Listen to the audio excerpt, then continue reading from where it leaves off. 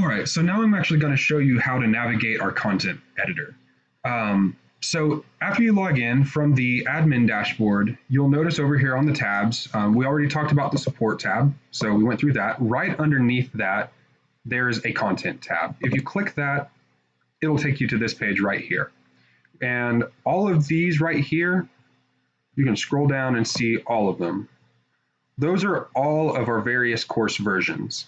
And just as a recap, when I say course version, that refers to all of the different versions of our courses. So for example, if I type in human resources management right here, or just human resources, you'll notice that we have various course versions for the same course. The reason being because, again, we serve different universities. So for example, the AICPA versus the APA, and they have different requirements for what each course needs to have in it. So for example, on AICPA courses, after they have a non-graded assessment question, they have to have an explanation for why the answer was the correct answer and why all the others were incorrect.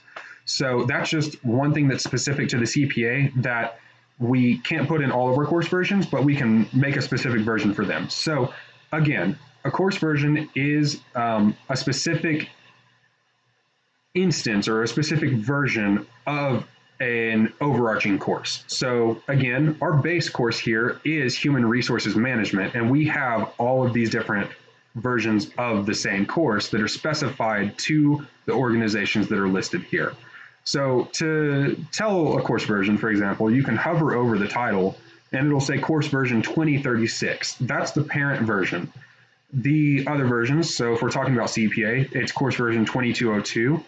And if it's the APA version, it's course version 2203. So each one has a specific number that tells you that it's different from another version of the course. So again, from this view, you can see all the versions of the course, and like I showed you, you can search for specific course versions. And then they'll give you the title here, as well as the course version number if you hover over it. Right here, it'll tell you what university it is with. So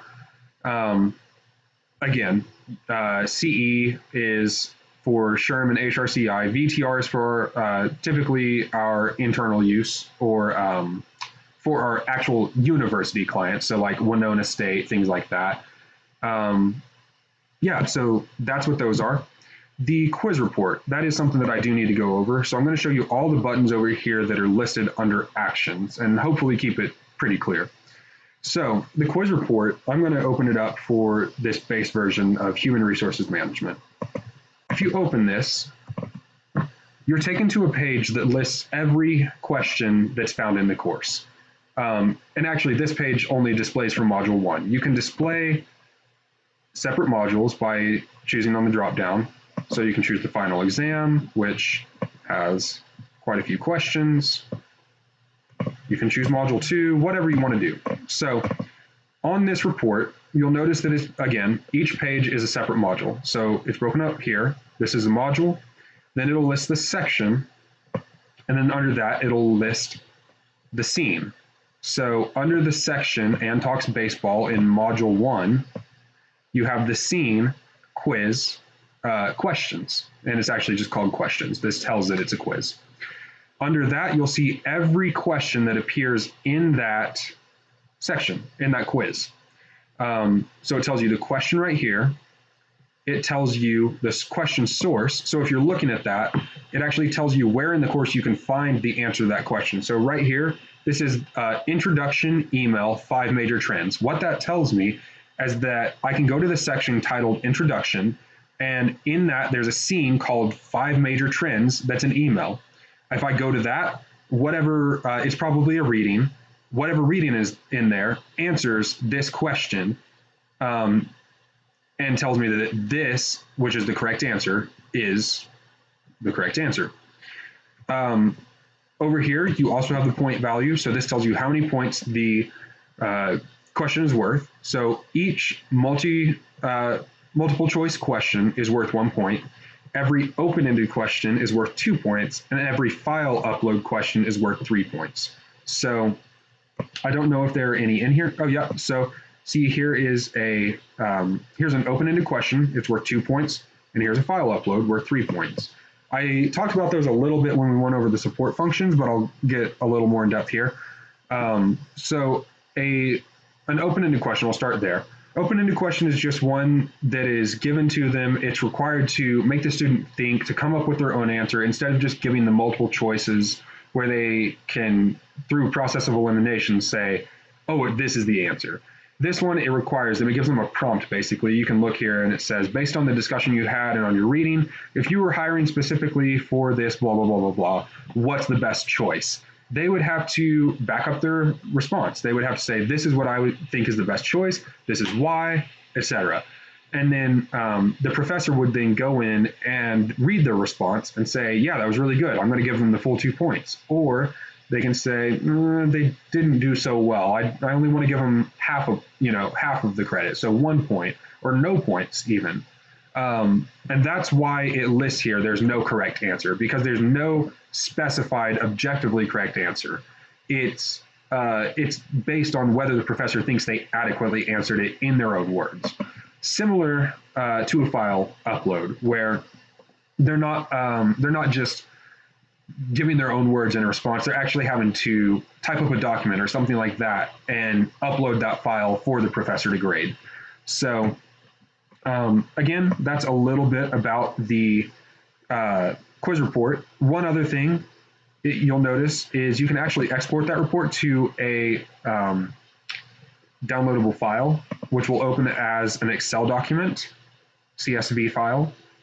You can expand all these boxes here, and it just gives you the same exact information that was on the online version of the quiz report. It tells you the section, it tells you the questions, it tells you the point value, it gives you the source. It tells you, the source, and then it also gives you the correct answer to it. So again, you can export that report to be a readable file that's not online. So again, that's the quiz report. This part is a little confusing, talking about cert groups, which actually can't be divorced from accreditation. So I'll talk about cert groups first. So if you click this button, this is a bad example. Let me find a course version. Here we go. So you'll notice that this number 1 is pink, and all the rest of the numbers are purple. These numbers correspond to the numbers of modules in the course.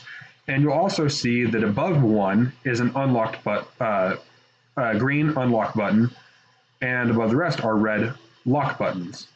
So we actually feature what we call test drives. Our courses have test drives which allow any user who comes along to take the first module of a course for free recertification credit. So they can take module 1 without having to pay and get probably about 2.5, 3 credits for taking that. And then it's basically what it is. It's a test drive. They can try out our courses without, having to pay automatically for it and earn credit by doing so. After that, though, we want to make sure that they have to pay before they take the rest of the course. So this is what's called a block right here. In between module 1 and 2, there's a block, which means after module 1, they actually can't progress unless they've paid for the rest of the course. If they paid for the rest of the course, all of these other modules will be open to them as well, and at the end of the course, they'll get the remainder of the credit that they are supposed to get for completing the course. Cert groups allow us to make that possible. It's us telling the course, this is what they can take for free, and this is what they can't. So you would, again, you see that the first module is unlocked, they can take that. Every other module is locked, and until they pay, they can't take those. I said it's closely linked to accreditation. So if we click that, you'll notice that the accreditation page comes up. Here you see the group 1 and 2. Those correspond here. This first module is group 1, and it's certified for 2.5 credits with SHRM and HRCI. The group 2 here is the remainder of the course, all of those purple modules.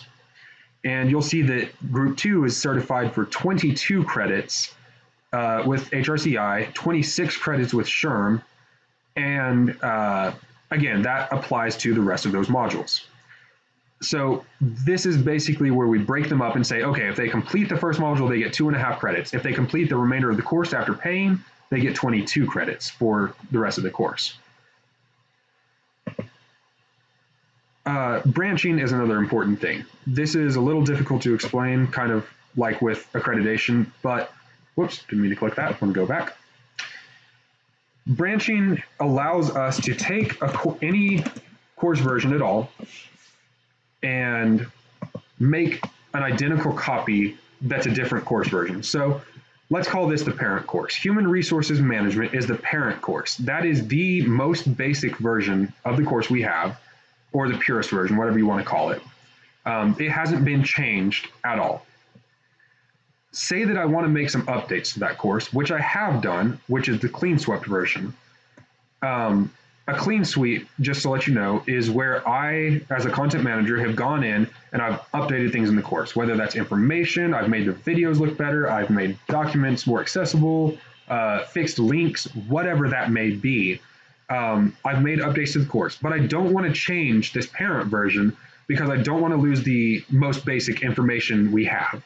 So if I want to make edits to a course, what I'll do is actually branch the course. So what I do is I click branch and I say all modules and I say branch course. I'm not going to do it now because I don't want to actually create another course version, but say I did and I named that branch Human Resources Management Clean Sweep.